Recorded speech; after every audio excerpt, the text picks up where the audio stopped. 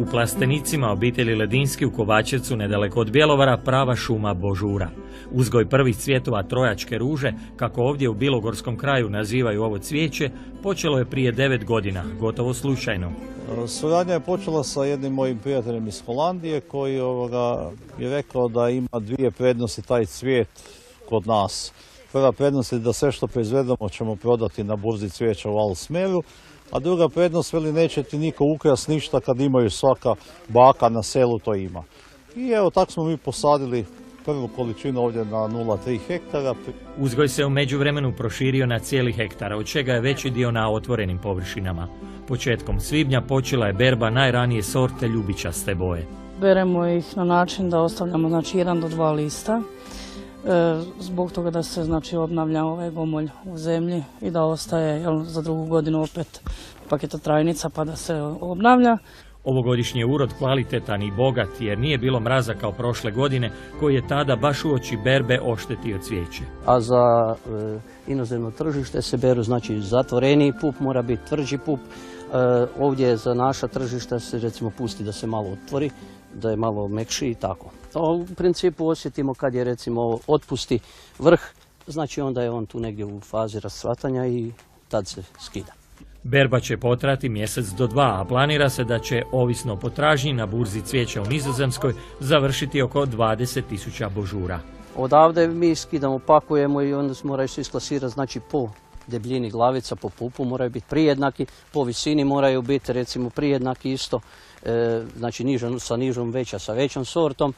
I onda se stavljaju u hladnjaču dok se nakupi, kamion. Potražnja za cvijećem kod nas je relativno mala, tako da nema jednog dijela izvoza koji ide roba na tržište zapadne Europe i zato i nije neka velika količina, neka velika površina.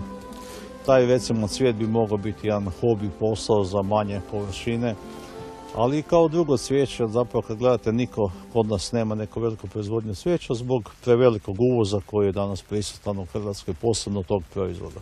Božur je trajnica koja ima vijek od 20 godina, no sezona berbe traje tek 2 mjeseca. Ne možemo zadovoljiti recimo kupce koji trebaju u 8. mjesecu, krajem 7. mjeseca Božar, jer ih tad nema, a tad je i dosta velika potražnja za razne događanja, svadbe i ostalo. Tako da to je cvijet sezonskog karaktera koji se može koristiti otprilike 2 mjeseca u godini za određene potrebe. Prihrana je preko ovih cijevi, kap na kap. Gnoji se obično 1 do 2 puta tjedno. Zaštita je isto tako bila je ove godine 3 puta. Zaštita najviše se štiti protiv truleži, protiv nekakvih, sa insektima nemamo problema. Obitelj Ledinski ne bavi se samo uzgojem božura, već ima i voćnjak jabuka koji se prostire na 11 hektara, te uzgaja i povrće na 1 hektaru. Koliko će božuri ove godine donijeti zaradu, tek će se znati.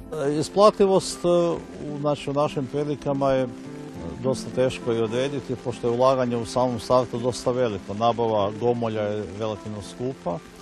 Isto tako je i rad, dosta velika količina rada čovjeka prisutna da bi se došlo do konačnog proizvoda, do cvijeta koji može ići na tržište. Ima tu i zanimljivih sorti koje u vrlo kratkom vremenu mijenjaju boju od crvene preko roza do žute. Nakon završetka berbe u Plastenicima krenut će se na otvorene površine. Ipak za mnoge je najatraktivniji bijeli božur koji se najčešće koristi za vjenčanja.